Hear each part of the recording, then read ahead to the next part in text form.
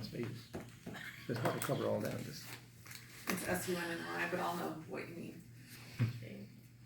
So the audience that I'm going to present this for is anyone that, because it's central to any person, any human being, but it can't be related to DoD leadership. So. Good morning. My name is Sunny August. Thank you for letting me present to you this morning. The purpose of my presentation is to persuade you that change happens, resistance to change is normal, and even necessary. And as leadership, we have an opportunity to create a culture in which today's environment, we can celebrate change. Who has ever heard of the saying, the only thing constant is change?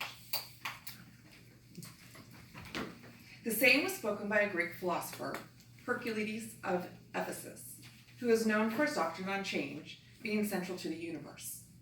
He lived in 535 BC through 475 BC. That means this philosophy has been around for a very long time. Another well-known philosopher, Plato, expresses change by stating, everything changes and nothing stands. Listen and reflect for a moment as I read several other translations. Everything flows and nothing stays. Everything flows, nothing remains. Everything gives way and nothing stays fixed. All is flux, nothing remains. All is flux, nothing stays still. And flows, nothing stays. From a personal perspective, I've become very passionate about change because my life has been a lot of highs and lows. The thing that I have found that helps mitigate those highs and lows is being proactive with change. A brief example of this is when I graduated from my master's program, I was well aware that I was going to be starting paying student loans. That was the first for me since I'd used my GI Bill prior to that. So in preparation for this change, I went ahead and applied for a second job. The second job was in a garden nursery. I thought it would be an interesting change to my government position. When I applied for the job, she explained to me that it was only going to be seasonal. So I was prepared to go through the season, and as the season ended, I would apply for another job.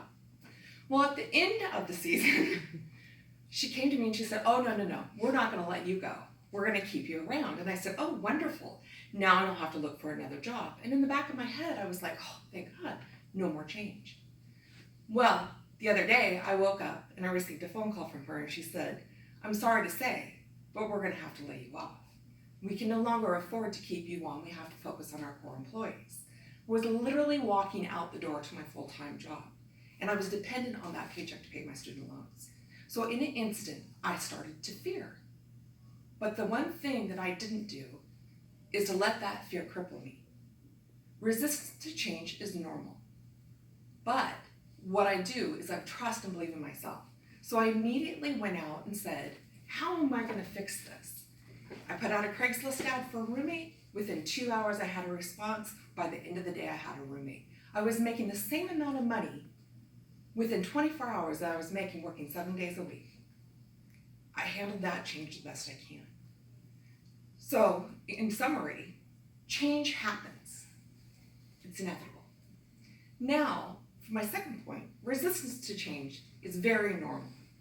It's normal because we all are humans and we all have fear. Fear is going to happen because we're used to status quo. We like status quo. And in some of our government organizations, if a supervisor comes up and says, we're going to change your job or we're implementing a new system, our common fear is to say, what is that new system going to do for us? We may even work harder to keep that status quo. We will resist it and we will resist it. Certain levels of resistance is good. Certain level of stress is good. If we're not feeling resistance, we're not worried or we're not passionate about what we're doing. Another little example about resistance is, I started working out recently. And the trainer, I was thinking I was going immediately into big weights. But no. She started out with these little resistant bands. And she has me walking back and forth with these resistant bands. And I'm looking at her going, this change is too small. I want a bigger, impactful change. But pretty soon that resistance creates soreness, which I now understand that little bit of resistance, if used correctly, will have overlasting change. Change that's going to be very hard for me to dissuade and not go, oh gosh, I didn't realize that. But it was also general. So that general change helped my resistance. So on summary of that, it's common and natural for people to resist change. Fear is normal. As supervisors, as leadership, we have a responsibility to mitigate that fear. That goes on to my third point. What can supervisors and leaderships do to create a culture that celebrates change? The first and foremost point is for them to create a culture of trust. If you know that a change is on the horizon, it is your responsibility to help mitigate that fear by disclosing as much information as possible. Now, you're not always able to do that. There are legal responsibilities. You don't want to disclose information that may embarrass somebody, like we're making this change because so-and-so isn't up to snuff. You have a responsibility to build that trust. And the more information that you can give in an appropriate amount of time, people can get comfortable. They can take baby steps, which is another point that leadership can do. They must celebrate baby steps. If they have started to build that trust and say changes on horizons, employees can start going through the process of fear, stress, getting comfortable with it. My supervisor's in this with me, they believe in the change. And now the baby steps can be celebrated. Once that has accomplished, that creates a culture of excitement. Hey, we're moving forward, such as in my example of losing weight. I have to celebrate the 1 or 2 pounds, the resistance to change. Then as I continue to move forward with that, the change becomes fun and exciting. Now, in summary, we've discussed that change happens, it's inevitable, we're all going to experience. The second point was resistance to change from your employees is very normal, and resistance to change from yourself is normal. As a leader, the third point, we have a responsibility to create a culture of trust. And we can do that, and as we can create that culture of trust, we can also celebrate the change. Does anybody have any questions for me? Yes, ma'am. What do you believe to be the most important element of being proactive with regards to change? The most important element to be proactive to change is to be proactive and to be constantly aware that change happens. To have your shoes on, to be ready to run. If something gets dropped on you, you can sidestep it and keep going.